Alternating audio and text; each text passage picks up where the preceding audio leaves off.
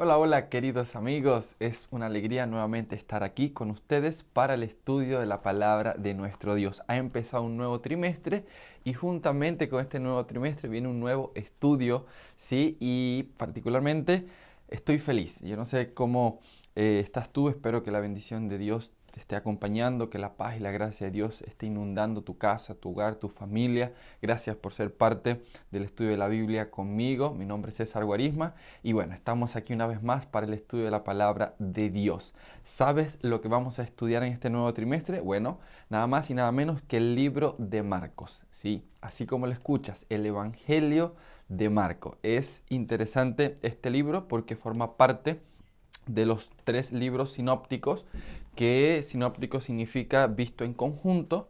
Nosotros sabemos que los evangelios forman parte de esa proyección, de ese retrato biográfico de la vida de nuestro Señor Jesucristo. Y es interesante porque los evangelios son los libros más leídos, más estudiados, ¿sí? Entonces, pero el libro de Marcos tiene una particularidad increíble que la vamos a conocer.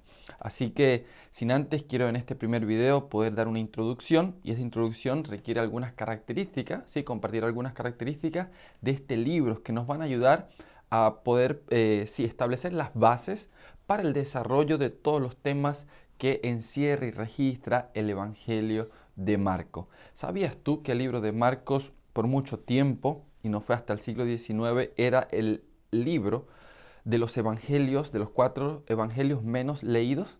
¿Sabías tú eso? Y no fue hasta el siglo XIX que precisamente hicieron algunos estudios, ¿sí? Hicieron algunas investigaciones y llegaron a plantear la hipótesis de que el libro de Marcos fue el primer evangelio en ser escrito. Eso quiere decir el primer evangelio, el primer libro en plantear, inclusive originar el género evangelio, ¿sí? Como nosotros lo conocemos hoy. Normalmente, sí, desde que se originaron los evangelios, desde que tenemos los evangelios, el libro de Mateo es uno de los evangelios más estudiados, igualmente el evangelio de Juan son los dos evangelios más estudiados, pero no fue hasta el siglo XIX que a partir de estas investigaciones introductorias acerca del libro de Marcos, ¿sí? Empezó una avalancha de estudios acerca de este libro. ¿Por qué? Porque si fue el primer libro, el primer evangelio en ser escrito, eso quiere decir que este libro sirvió de fuente y fue de fuente para los otros evangelios. Es impresionante lo que el libro de Marcos, del libro de Marcos nos puede a nosotros dar, ¿sí? Lo que nosotros podemos aprender de este libro, a pesar de que tal vez hayan algunas, vamos a decirlo así, ideas peyorativas de este libro, algunas críticas por su simplicidad, por el lenguaje que inclusive el escritor, el autor de este libro utiliza, porque es un lenguaje en griego, pero el que la gente habla comúnmente, ¿sí? Entonces, no así, por ejemplo, el libro de Juan, el libro de Mateo, que tal vez el léxico es un poco mayor y todo lo que implica cada uno de estos otros evangelios, y también al igual que el libro de Lucas, que lo escribió un médico. Entonces, es impresionante lo que, a pesar de eso, el libro de Marcos tiene para enseñarnos. Realmente después del siglo XIX hubieron varias riquezas que se descubrieron de este libro, y una de ellas fueron las riquezas literarias. Lo que plantea el libro de Marcos, una de ellas, por ejemplo, es que hay mucha ironía en este libro de Marcos, y cuando, claro, nosotros estudiamos la ironía como una figura literaria, nos vamos a dar cuenta de la riqueza que nosotros, o la riqueza que puede aportar este recurso literario en la comprensión o el mensaje que se transmite en el libro de Marcos. Una de ellas, por ejemplo, cuando Jesús iba caminando en medio de la multitud que lo apretaba, una mujer lo toca, él en medio de eso se devuelve y dice: ¿quién me ha tocado? Esa es una pregunta irónica. Igualmente, cuando los fariseos, si no me equivoco, le preguntan a Jesús: mira, pero los discípulos de Juan el Bautista ayunaban.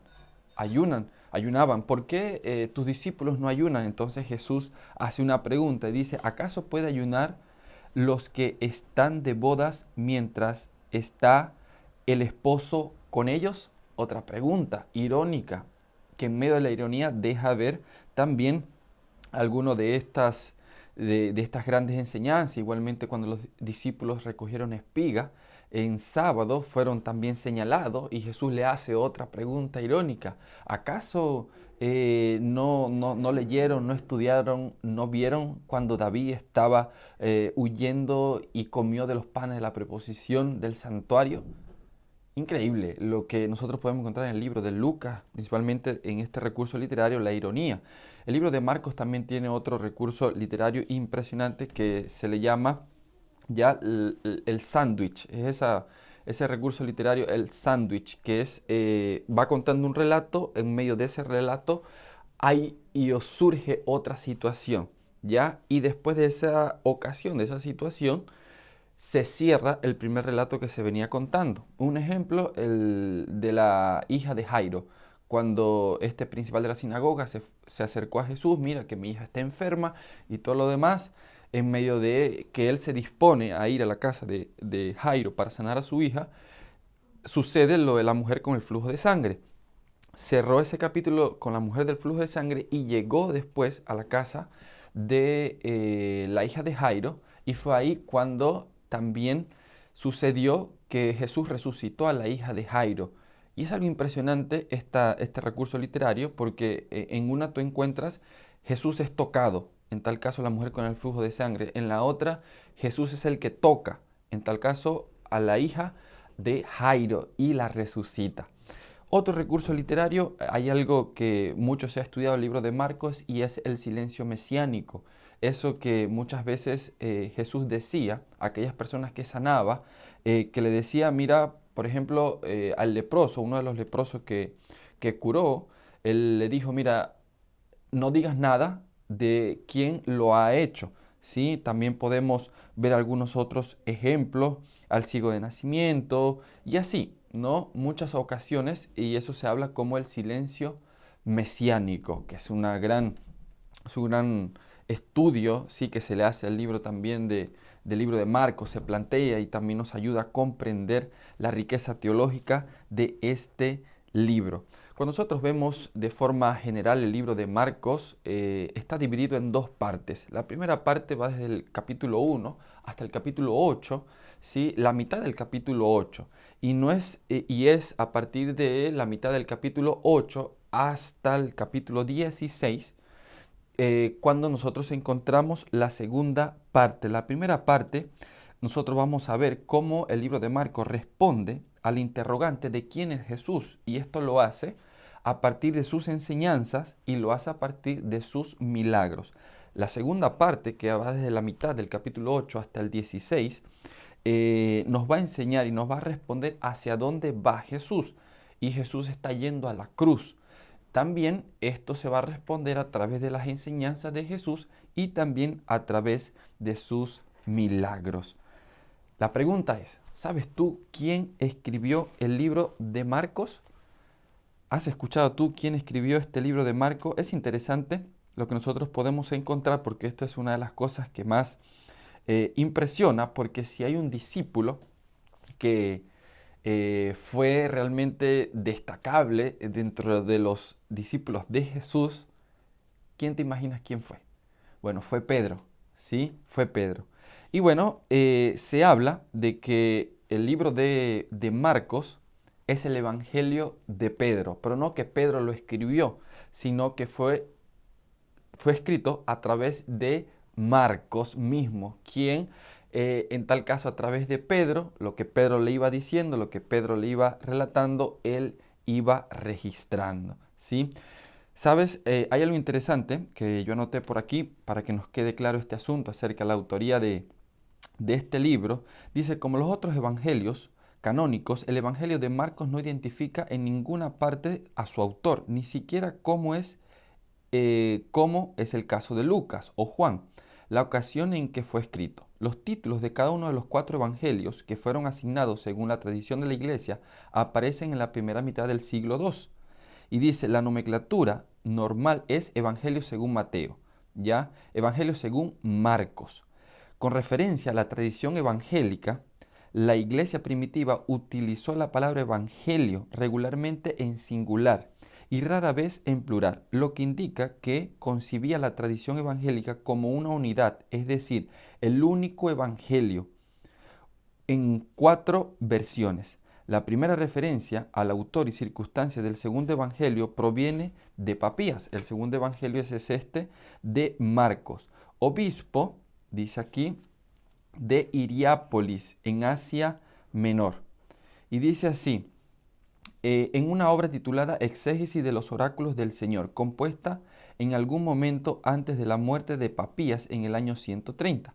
Aunque la exégesis se ha perdido desde entonces, Eusebio dice ha preservado el testimonio de Papías en la siguiente versión. Marcos se convirtió en el intérprete introductorio de Pedro y escribió con precisión todo lo que recordaba,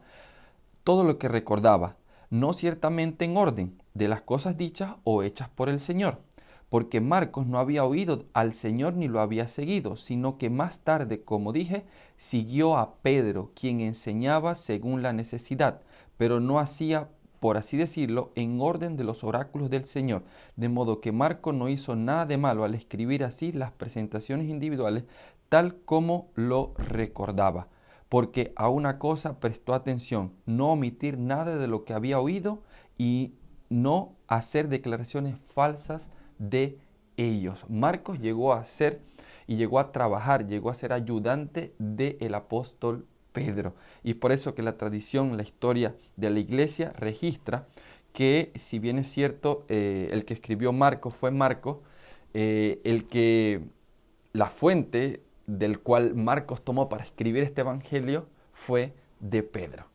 Es realmente impresionante porque vamos a ver parte de este Pedro, ¿no? Uno de los discípulos que más sobresaliente, ¿no? Dentro de los 12 que tenía nuestro Señor Jesucristo, así como fue Mateo, Lucas y también el apóstol Juan. La pregunta es, ¿quién es ese Marco? Bueno, en la primera lección de esta serie del libro de Marcos vamos a saber quién fue ese Marcos, el autor de este evangelio. Así que esperemos que a través del estudio de este evangelio nosotros podamos conocer un poquito más acerca de ese nuestro Señor Jesucristo, aquel que vino, ¿sí?, para morir por cada uno de nosotros. Que el Señor te pueda bendecir y acompáñame en el primer estudio de la lección de esta semana.